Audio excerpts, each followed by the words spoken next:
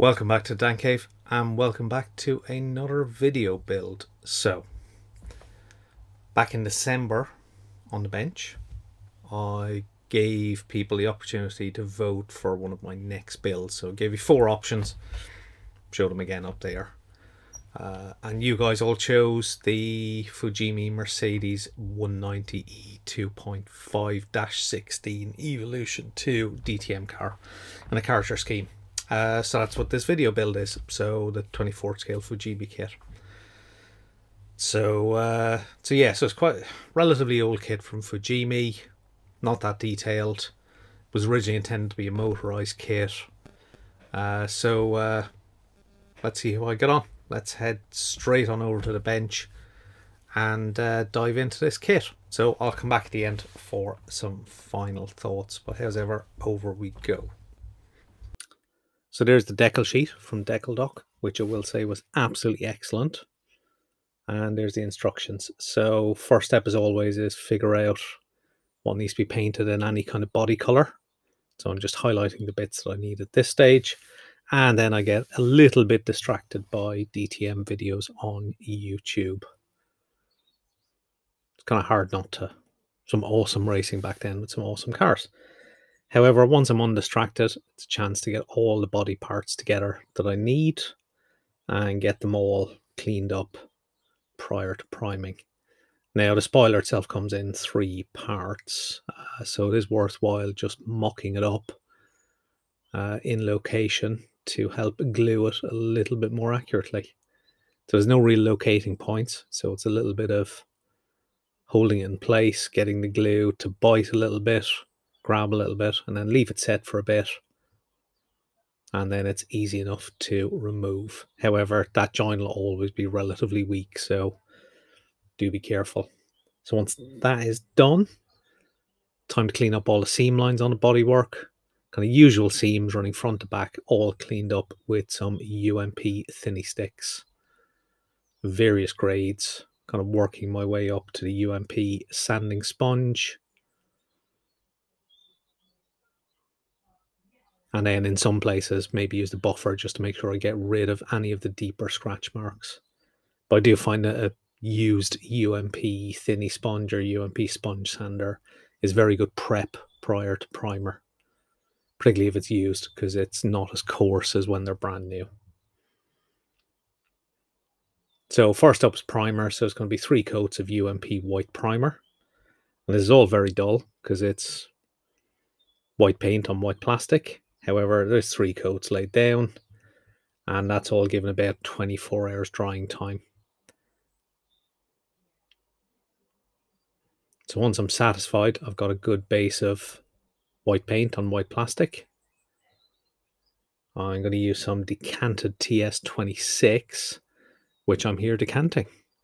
So using a straw and a spray can, just decanting an amount into a glass bottle, and mixing it with some Tamiya lacquer thinner with retarder. Once it's off gassed, of course. So it needs to leave about 8 hours off gassing. So once that's done, there's 3 coats of that laid down, relatively wet, over the UMP primer. TS paints do like to go down a little bit wetter. As you can see, got a perfectly white body.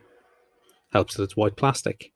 So once that is all done, there's some masking for the demarcation for the silver. That's pretty much a straight line running along kind of front and rear bumper and along the side of the body. So fairly easy to mask. Once I've picked out the demarcation line, I'm going to use some wider masking tape from Tamiya with some cling film just to fill in all the areas that I don't want silver paint on. So I've also masked inside the windows, as this helps with any overspray. And once that's done, I'm going to go in with some Zero Paints silver, which I think was originally Audi R10 or R8 silver, which looked a reasonably good match to the photographs I could find of this car. So 3 coats of that. Again, all laid down, in this instance using an Iwata Neo airbrush. So once the silver is cured, I remove a little bit of the masking tape so I can paint the lip of the rear spoiler in X18, I believe I'm using. And that's sprayed using the UMP Apex. So I do have a number of airbrushes. Most of them tend to be used for specific things. So on jobs like this, I use the UMP Apex for acrylic paints. And I'm using X18 mixed with UMP thinners. Thinned with UMP thinners.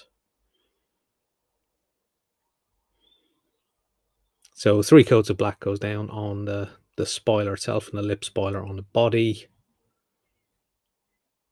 Once that's had a little bit of curing time, I can remove all the masking tape.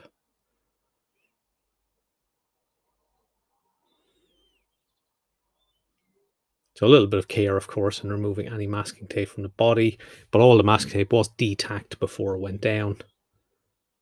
So I'm reasonably happy I'm not going to have any problems. So once that's all cured, it's time for the decals.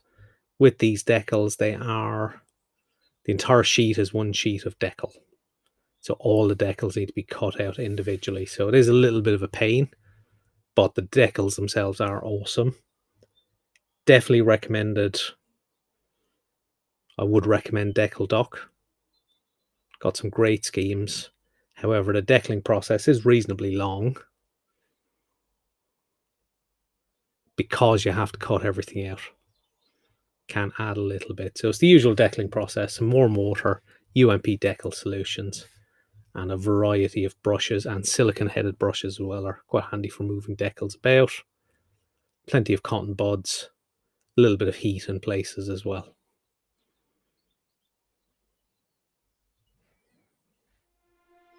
So let's speed up the footage with a little bit of background music.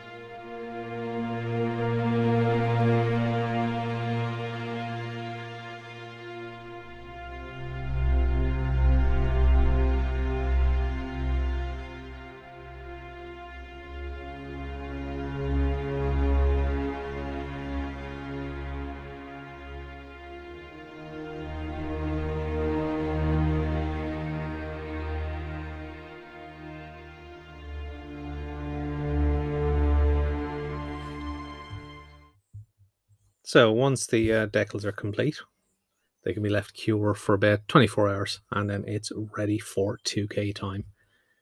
Gravity Spain 2K is used, mixed in its 3:1:1 ratio, with about 10 minutes rest between each coat. So first coat is the important tack coat. It's what I like to call the shiny pebble dash coat. Main purpose is adhesion for the proper clear coats of the subsequent coats. And then once we get into the second coat, I am aiming for a clear glossy finish at this stage. A little bit of orange peel can be okay, as the third and final coat can solve that. Then that third coat is basically another wet coat, but it's mainly about ensuring there's no orange peel.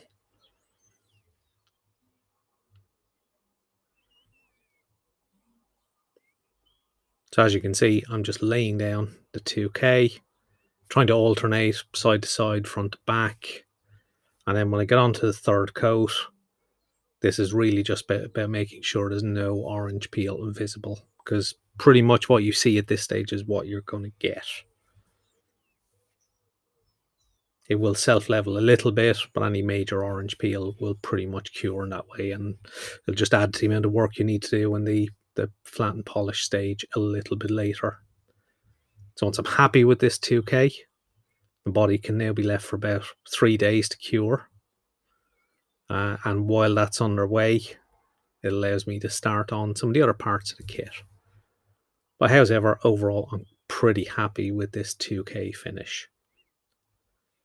So, time to start on the running gear and interior. And this is where kind of my heart sinks with this kit. So the chassis is originally designed for a motor operated kit. It's extremely simplified, and although it's kind of supposed to be a race car, it's got a lot of road car parts in there, and they're pretty bad as well.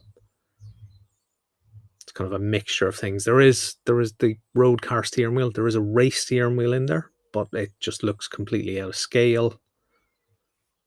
As you can see on the body here being primed in white, the kind of curbside nature is extremely simplified on the bottom, which is not too bad. I can live with kind of simplified road curbside. But it's more on the interior. So you've got parts like this, which, you know, kind of give you like a radiator fan for the interior, probably some electronics boxes for the interior. But then weirdly, the seats are pretty much the road car seats. I had originally planned to look at maybe getting some aftermarket ones, but I didn't think the interior would look that much better with just having a race seat in there. Even the roll cage is awful. But however, I still plough ahead. The show must go on. Basically, this part's only going to be given a little bit of attention to ensure something that at a glance looks a bit like a race car. This was one of the few enjoyable bits, a little bit of brush painting. Basically just hand painting the silhouette of the engine and gearbox on the underside, which was relatively enjoyable. But the interior was extremely poor. Very disappointed with it.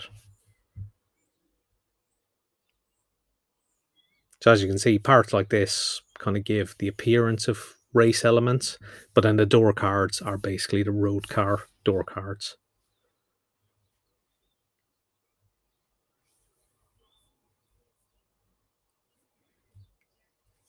So the wheels themselves were left in the kit chrome, as it actually looked kind of all right. So basically the only job left with the wheels is then to assemble them, assemble the tires on, and then add the manufacturer's decals onto the tires and the wheels.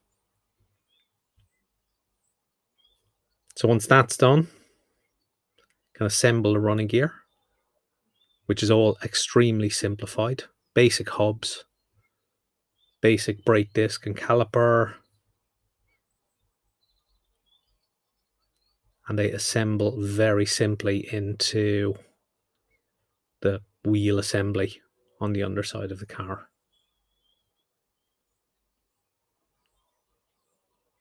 Steering is kind of movable, but not great.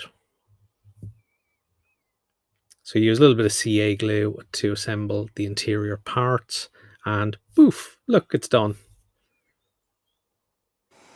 There we go. Enough said on that. So, it's now a few days later. 2K has been fully cured. It's time to do a little bit of flattening back, a few dust spots, and then get on with the polishing. So starting with 6000 grit, I use micromesh to flatten back any blemishes and work my way all the way up to 12,000. And even at 12,000, it gives an almost polished look, but it will be better once I polish it.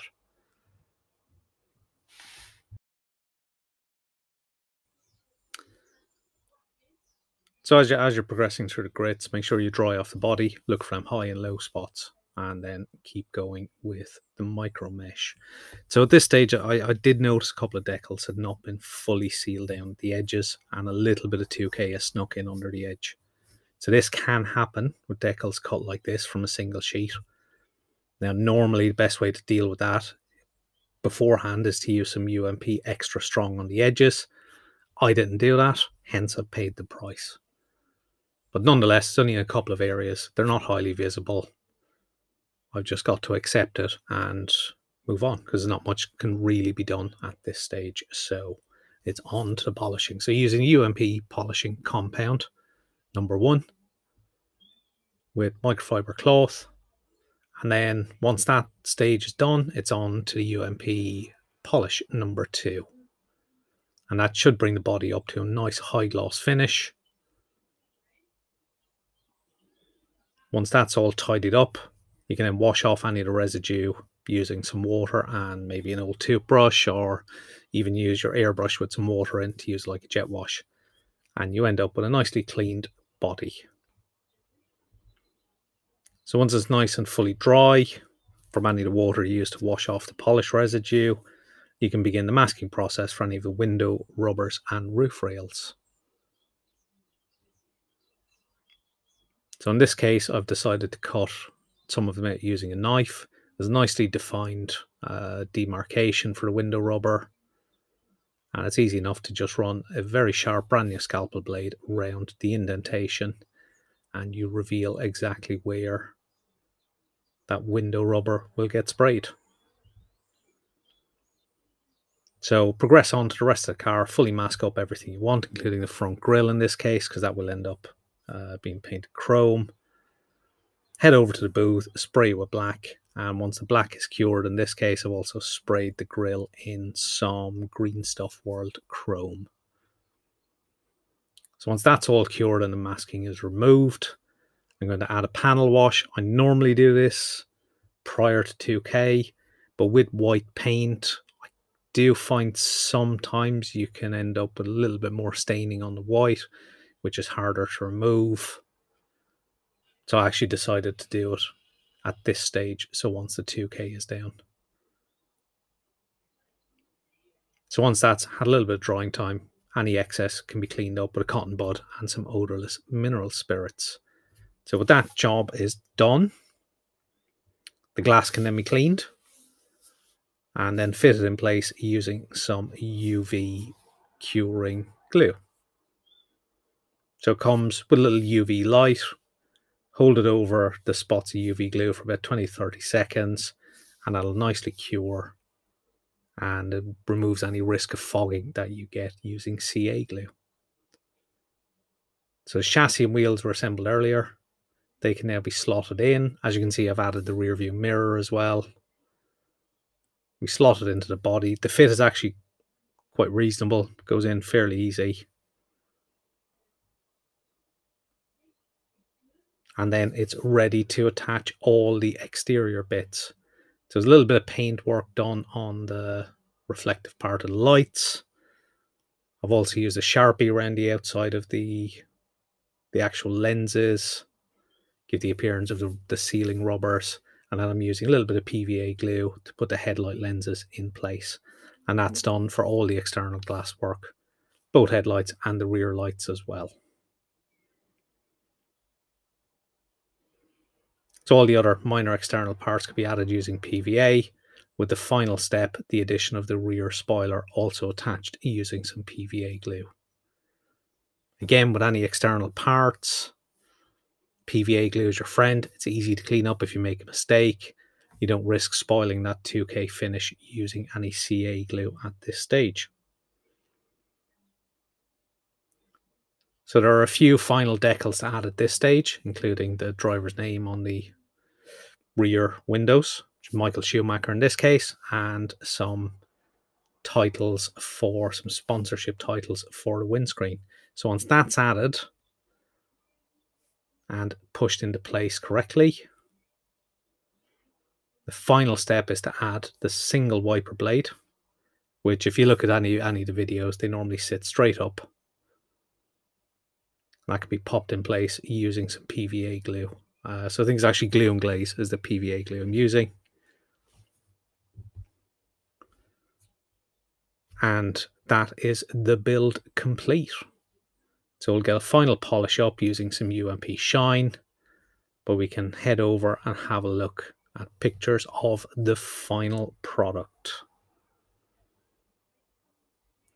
So there we go, Michael Schumacher's 91 DTM car, which he only did one race in and he crashed. But I still think it's a lovely scheme and a lovely looking car, even if the kit is a little bit wrong. So pleased I've built it, pleased I've finished it, number 2 for this year. But let's go back to me for my final thoughts.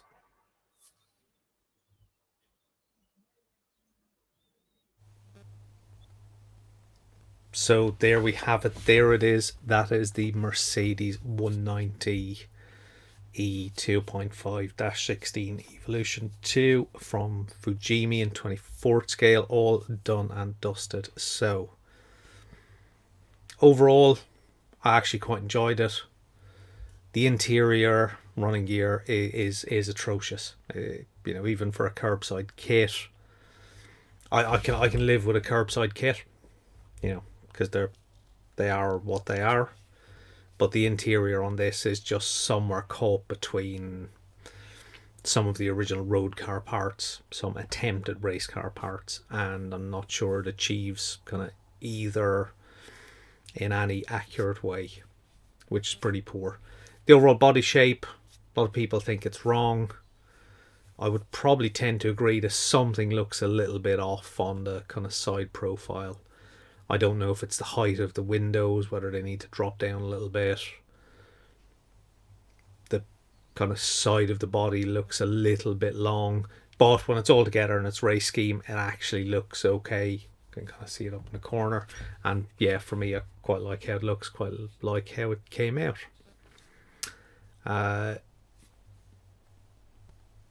Overall, I'd say I'm generally happy with it. I think I would like to try the resin kit box version at some point. Be nice to compare back to back. That is out there. So that's a resin kit of the same vehicle. So might be nice to pick one up at some point. But however, I did the Fujimi one. Was reasonably happy with it. The decals from Decal Dock were spot on. The only thing that went wrong with them was entirely my own fault, but I think they performed very, very well. So I will go back to Decal Dock for some more decals in the future at some point. So very pleased with that overall. So the usual plea, if you're not a subscriber, please subscribe to the channel. And for everyone watching, if you can drop a like on the video, it would be greatly appreciated. And any comments, feel free to leave them below. So I managed to squeeze this entire build into one video, relatively short, but then there's not a huge amount of detail in this kit anyway. So there we go. I'm happy with that. So it's onwards to the next video build, which I think the next one will probably be the GT40, which if you follow Facebook and Instagram, you may have seen some pictures of it at various stages. So so there we go. There we have it. That's the Merc done. Thanks for watching. I'll see you all very, very soon. Bye bye for now.